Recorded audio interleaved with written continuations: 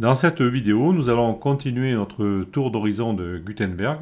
Au niveau des blocs, ici, on ne va pas forcément tous les passer en revue un par un, ça serait trop long et trop fastidieux, ça serait aussi ennuyeux, car j'imagine qu'il y a certains blocs que vous, personnellement, vous n'utiliserez peut-être jamais, donc c'est pas vraiment la peine de tous les voir, tous les passer en revue. On va en voir quelques-uns, bien sûr. Au bout d'un moment, vous aurez compris les mécanismes.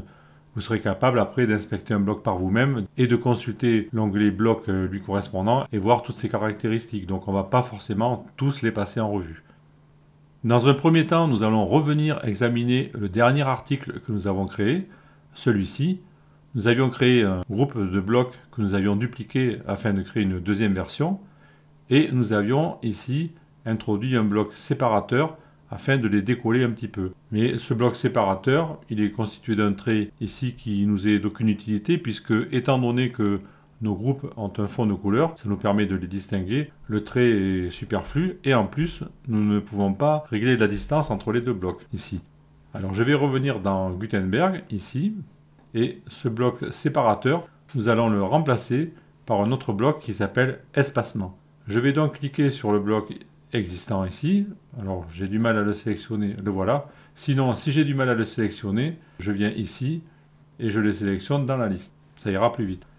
Je pourrais le supprimer et recréer le point d'insertion et insérer mon nouveau bloc. Mais pour aller plus rapidement, je peux simplement faire insérer avant. Et ensuite, je supprimerai le bloc superflu. Je suis donc en position d'insérer un nouveau bloc. Je vais cliquer sur le gros bouton plus ici. Et je vais choisir le bloc espacement qui se trouve ici dans apparence, à côté de séparateur. Je le sélectionne. Il vient s'ajouter dans notre article. Maintenant, je peux cliquer sur le bloc séparateur ici. Alors là, j'arrive pas. Pourquoi? Eh bien, je vais venir dans la liste et je clique sur séparateur. Je me positionne en mode édition avec la touche échappement. J'appuie sur suppression et maintenant j'ai supprimé le séparateur. Le bloc espacement a été inséré et maintenant si je consulte l'onglet bloc dans le panneau latéral ici, en plus de l'onglet avancé que nous connaissons déjà et que nous ne détaillerons pas plus, j'ai un panneau espacement et je pourrais changer la hauteur, c'est-à-dire changer la distance entre mes deux blocs. C'est un réglage supplémentaire.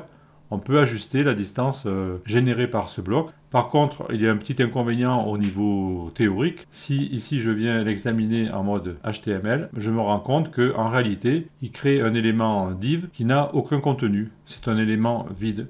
La seule chose qu'il a, c'est une dimension de hauteur qui nous permet d'établir une distance entre les deux blocs. Vous voyez que si je modifie le curseur ici, je vois la valeur 8, la hauteur qui change ici. Et si je reviens en affichage modifié visuellement, je vois la distance qui change. Alors ça fonctionne très bien. Par contre, les puristes du HTML sémantique, ils vous diraient que ce n'est pas bien parce qu'on utilise un élément vide. En théorie, dans le HTML, pour qu'il soit bien formé, on ne devrait pas utiliser des éléments vides, c'est-à-dire des éléments qui n'ont aucun sens. Là, ça peut marcher pour distancer vos blocs. C'est une solution parmi d'autres. Je mets à jour l'article. Et maintenant, je vais voir ce qu'il se passe au niveau du site. Je rafraîchis l'affichage. Et désormais, je n'ai plus le trait qui s'affiche. Mes deux groupes sont décollés, on les voit distinctement. Donc ça fonctionne parfaitement, mais ce n'est pas la meilleure solution au niveau du HTML strict. On peut éventuellement simuler ce qu'il faudrait faire en réalité. Je vais faire apparaître l'outil de développement ici. Et je vais, dans un premier temps, alors je vais baisser ça. Donc je vais interroger ici mon élément WP Block Spacer. Ben, je vais carrément le supprimer. Voilà, je l'efface, donc il n'y est plus. Et maintenant, je vais me retrouver au niveau du bloc ici, le bloc qui contient le groupe, et je vais lui mettre margin top 25 pixels. Voilà, donc j'ai résolu le problème. Alors je pourrais mettre 25 ou plus, hein, si je mets 40 pixels. Ça fera un peu plus. En réalité, pour bien faire, il faudrait jouer sur les marges de nos éléments. Et cela, ça appartiendrait aux créateurs du thème qui devraient prendre en compte les éléments, etc. pour leur mettre des marges conséquentes. Mais donc, vous, au niveau de l'utilisateur, si ceci n'est pas prévu, vous avez toujours l'artifice ici de rajouter un bloc espacement. C'est une possibilité. On va le laisser comme ça pour l'instant, mais bon, sachez que ce n'est pas la meilleure solution. Au passage, je vois ici qu'on a aussi une poignée ronde qui nous permettrait d'ajuster la taille du bloc, et c'est répercuté ici. Donc je l'enregistre pour faire la mise à jour. Ensuite, je vais rapidement revenir sur le principe des groupes. Dans un premier temps, nous avions créé des groupes en sélectionnant par exemple deux blocs, comme ici. Je sélectionne deux blocs et je vais ici dans le menu local chercher grouper. Ou alors on avait sélectionné un seul bloc, on avait créé un groupe de la même façon qui contenait uniquement ce paragraphe et on avait fait glisser des éléments à l'intérieur. Sachez qu'on peut aussi créer un groupe vide et le compléter ensuite.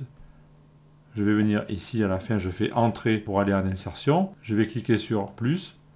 J'ai à ma disposition le bloc groupe qui va se trouver normalement dans apparence peut-être. Voilà, ici groupe. Je peux créer un groupe vide et ensuite je peux prendre des éléments et les faire glisser à l'intérieur. C'est tout à fait possible. Alors là, j'ai raté mon coup. Rappelez-vous que c'était pas facile.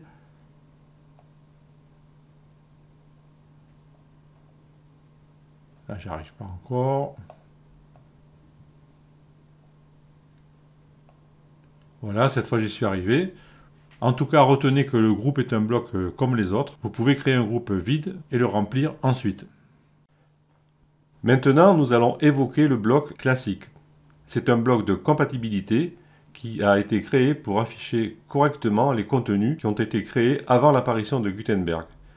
Je vais cliquer ici sur mon groupe, je vais choisir Insérer avant, je vais cliquer sur le gros bouton plus et je vais choisir Classique ici.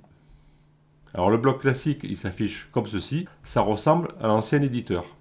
Pour mémoire, je vous rappelle que l'ancien éditeur, c'était ceci.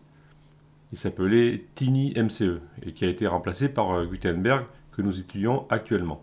Ce bloc vous permettrait, pour les irréductibles qui sont un peu réfractaires à Gutenberg, de saisir des contenus à l'ancienne.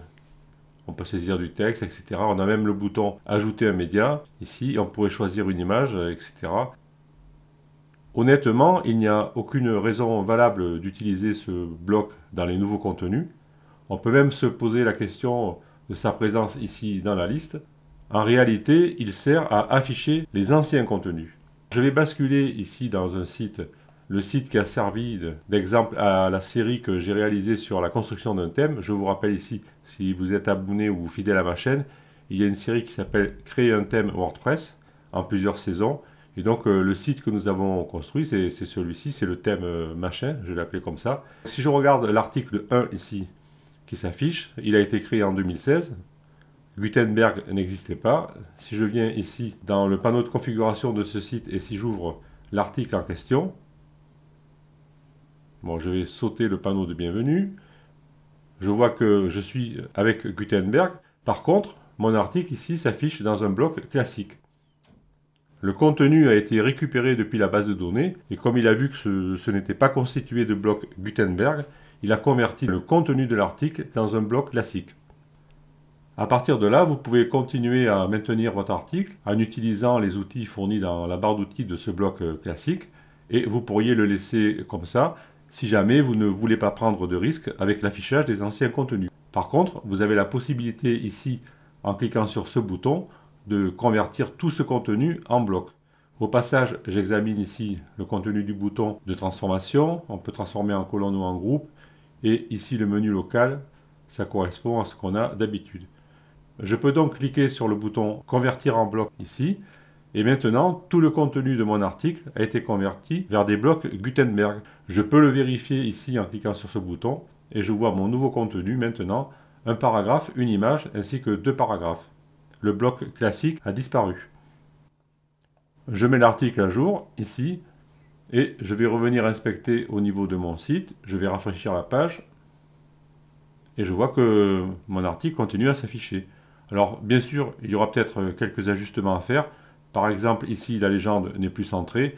Il faudra sûrement faire des ajustements sur le thème. Donc ça, c'est le rôle du développeur. Et si vous avez un thème commercial ou premium ou autre, il faudra espérer que votre thème fasse la correction de lui-même. Je retourne ici dans notre site de travail et je vais effacer ce bloc classique qui, dans le cas de création de contenu nouveau, n'a aucun intérêt. On ne devrait pas l'utiliser. Je clique donc ici et je choisis retirer le bloc. Je mets à jour mon article. Comme je vous l'avais dit, ici, dans la liste des blocs, on peut se poser la question de sa présence. Moi, je vous conseille de ne pas l'utiliser. À ce moment-là, si vous voulez, vous pouvez l'enlever de cette liste. Au début, dans la présentation ici des options, nous avions vu qu'il existait un choix gestionnaire de blocs ici. En fait, il aurait dû s'appeler gestionnaire de l'apparition des blocs, peu importe. Mais nous avons la liste de tous les blocs. Et maintenant, si je décoche ici classique, et si je ferme cette fenêtre, je vois que le bloc classique, il a disparu de la liste. Je ne peux plus le sélectionner. À partir de maintenant, ce bloc classique ne sera visible que dans le cas où j'ouvre un ancien contenu qui a été converti par Gutenberg. Je referme la liste des blocs ici. Je vais refermer ici cette partie. Donc je reviens ici, je ferme cet onglet. Je vais fermer cet onglet comme ceci. Nous allons revenir dans Gutenberg et nous allons passer à la suite dans la vidéo suivante. Je vous donne donc rendez-vous dans la vidéo suivante.